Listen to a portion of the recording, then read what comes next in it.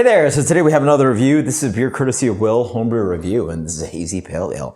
This is hopped with Citra, Mosaic, and Centennial and dry hop. A lot of sort of influences from Scott Janish of Southwood Cellars, one of the famous homebrew reviewers, and now obviously owner of, in my opinion, one of the best New England IPA producers in the country. So thank you so much, Will. Let's check this one out. So the beer is beautiful. Has the appearance of a lot of the Southwood Cellars beers, along with Treehouse. Has that full-on haze, not completely milky and like, just like not completely milky. Like it's a full-on haze, but there's like, yeah, it's got like a little bit of edge to it. It has a medium gold color, really nice, fluffy white head.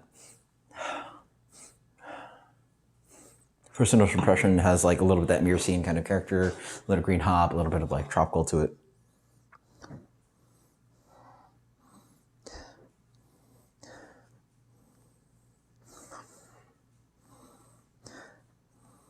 Initial note is that there's a hair of diacetyl in here. There's just a hair of it. So possibly hop creep came in. Yeah.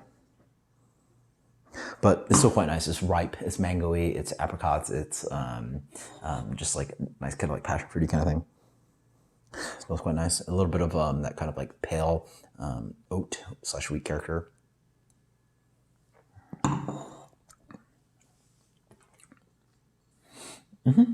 I feel like I can detect a little bit on the palate as well. There's hair of diacetyl. I think for like highly attuned palates, it would be, yeah, again, a little bit more slickness. But again, this is one of those like industries where like people in sensory talk about it. It's like, where do you ever talk about where butter is a bad thing? Right? Like nothing in your life is butter a bad thing. But for some reason, like people focus on off flavors so much. And like for me, like as like you can be really attuned to it, but I think like the hops tend to dominate. I'm involved with like buttery tropical fruits. I don't have no problem with that. It's not that obvious either. This is a nice tropical bomb. It has a good note of like peach, apricot, a little bit of that kind of like green mango thing, and they're just like fleshy mango, if anything, not green mango. Nice body to it.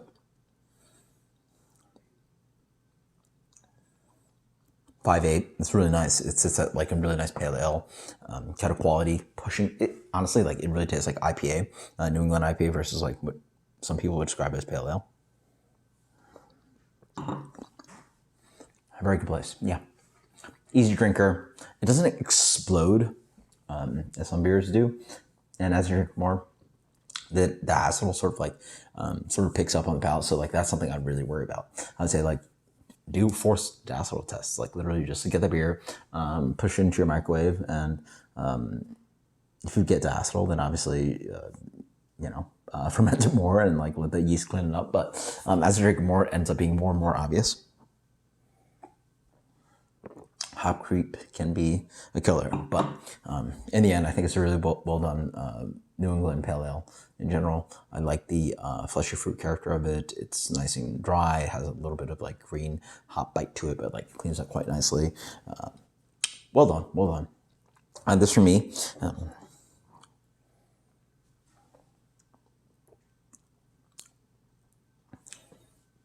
Good. This for me gets a solid 92. 92. This is Hazy Pale Ale. Thank you so much, Will.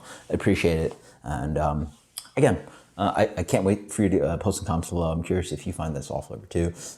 For me, it's like definitely there. So until next time, guys, cheers. But again, this off flavor for like BJCP judges, people that have really sensitive palates. Like this is not something I think even at, like in commercial stance. Like obviously you don't want to produce beer that a lot of people will like pick up on that and like bitch about. But it is what it is. 92 for me.